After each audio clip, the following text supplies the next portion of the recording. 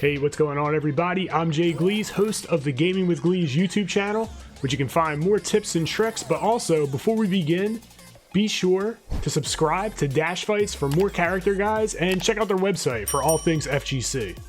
Now today we're going to talk about Omni-Man.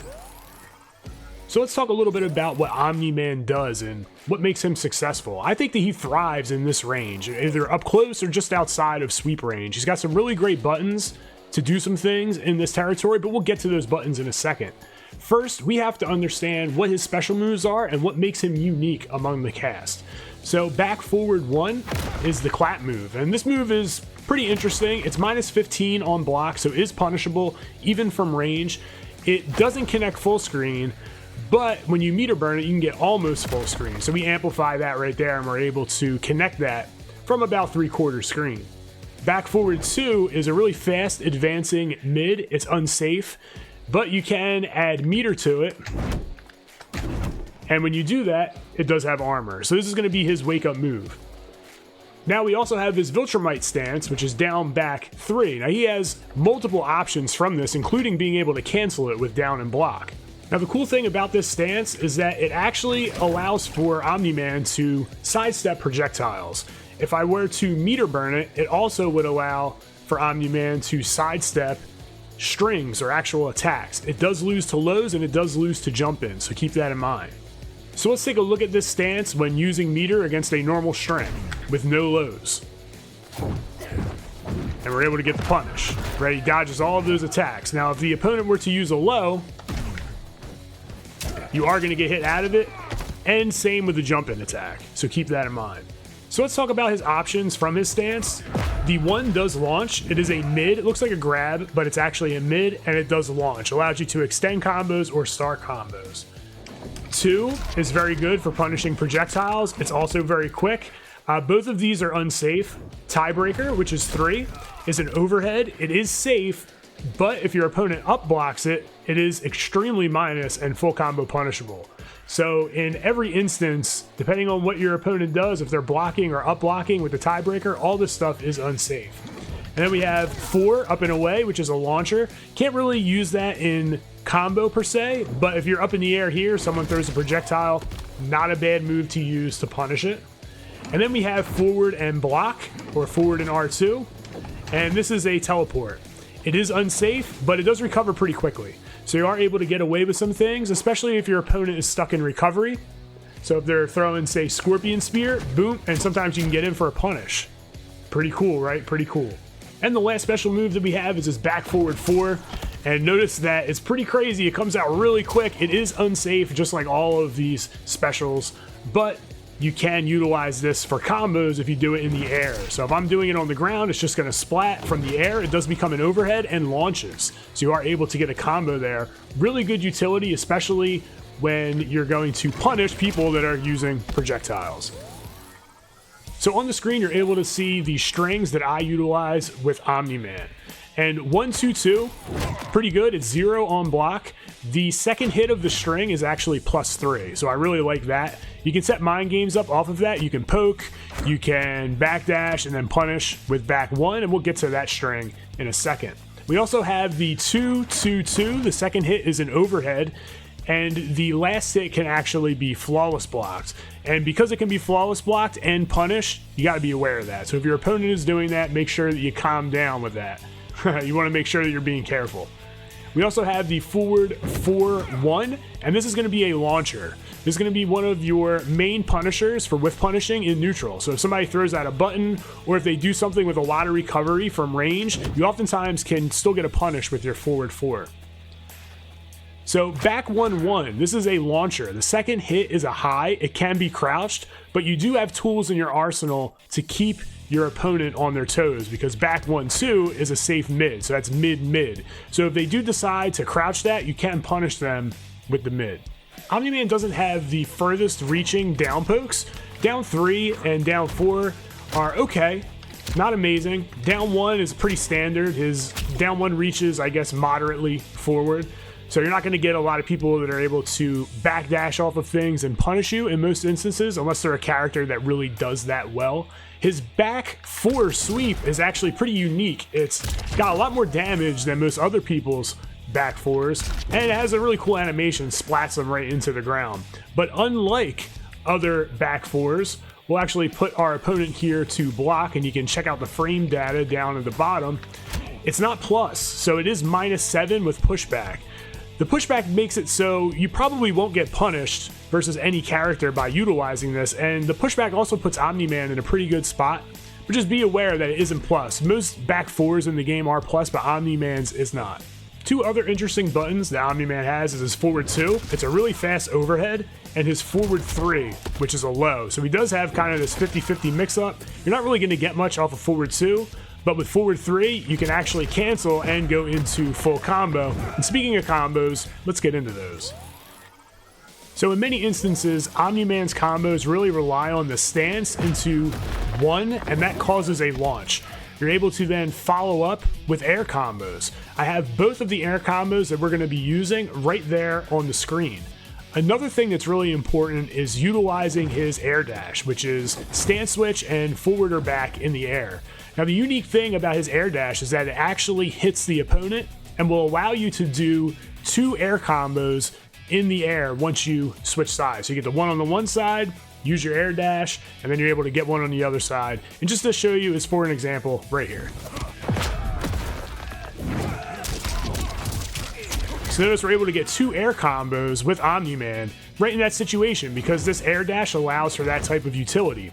You can also air dash a second time in a combo, or a third time, or a fourth time, but every time you do it past 1, you're going to be spending a bar. So let's take a look at what that looks like.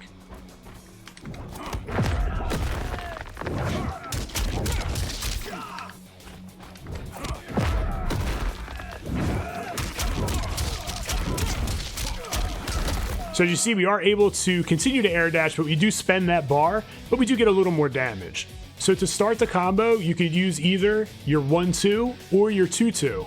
1-2 is going to be your fastest combo starter. So in most instances, when you're punishing something that's barely negative, you're going to use your stand 1. And this is what the combo would look like.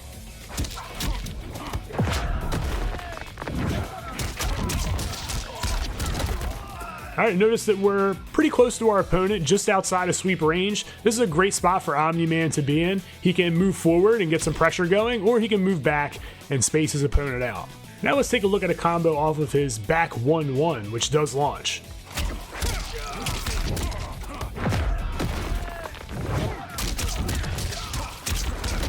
Alright, notice we use the same ender and we're in that same spacing and a little more damage. Now for those players out there that are a little bit more advanced and want to squeeze out a little bit more damage off of their back 1-1 starter, utilize this combo.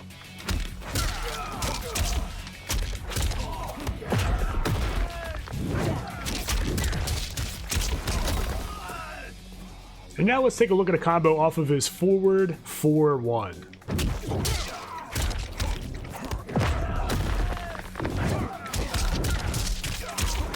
Boom, right there, about 33% damage.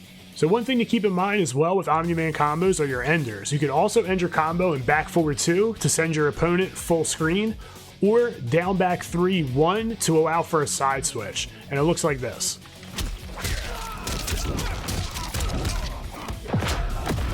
And we're going to, boom, send him full screen. Notice it does a little bit less damage, but you are able to get that spacing if you'd like it.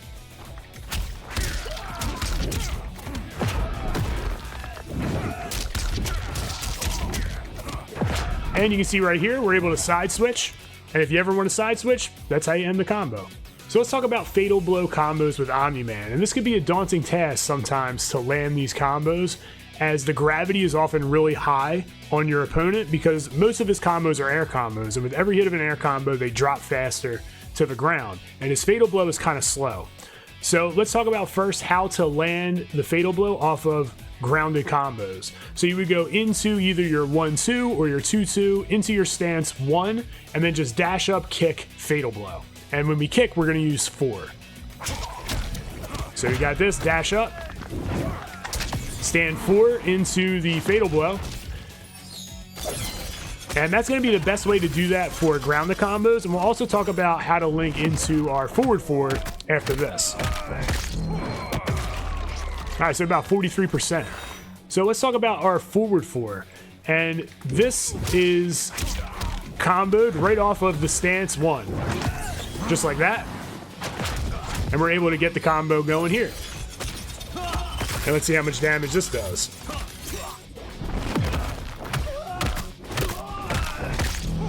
Not too bad, right? 42%, we're good.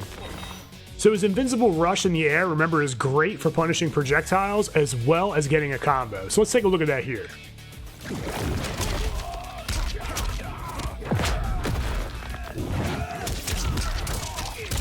Boom. 34% and great positioning. So there's two other combos that I want to take a look at before we move on. One is the stance into 3, and you can see right here it does launch in the corner, and you are able to get combos off of that. It also sometimes will launch in a way that's advantageous to you, where you can combo mid-screen if your opponent is moving around, depending on what side they hit as you fall from the sky. I also would like to talk about jump kicking. So your jump kick into your back forward 4 does allow for a combo with very similar follow-ups.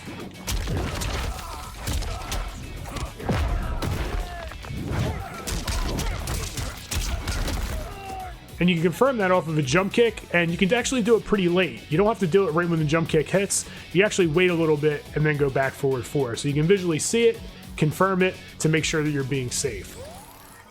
So let's talk about the cameo that I chose. I chose Kung Lao. And the reason why I chose Kung Lao is because he sets up hard to block setups and gives him a zoning presence. So he's able to utilize the low hat for zoning as well as for setups. So let's take a look at the spacing off of our combos. So remember, we did this. Now this puts us in a great spot to get the hat down, right, and hold it without actually hitting the opponent. So if I were closer, it would actually hover over on top of him on wake up and he would get hit or block it immediately. By having that spacing at the end of our combos, we can get the hat down immediately and then go in for attacks and hard to block setups. So we got our ender. Hat goes down, 2-2, and we got the hard to block setup because that second hit is an overhead on our 2-2 string. So we have the hat that goes low, the overhead that goes overhead, and they're in a hard to block situation and we're cooking. We also have situations from about full screen where you can do things like this, and you can have either the overhead hit first, or you can have the other one hit first, or at the same time. Like that makes it really hard to block because you have, again, the overhead and the low coming in at the same time.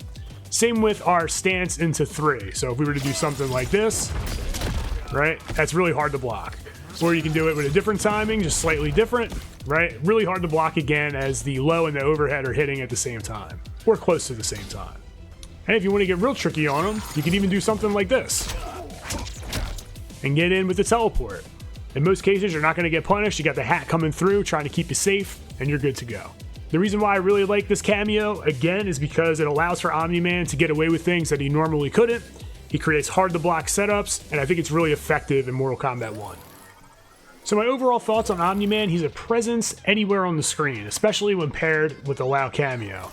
He can get the cameo out, he can do crazy things to get in, keeping himself safe. He's also able to punish projectiles in many instances on reaction when going into his stance, and he can float around and cancel, and he's just a menace to deal with in that instance.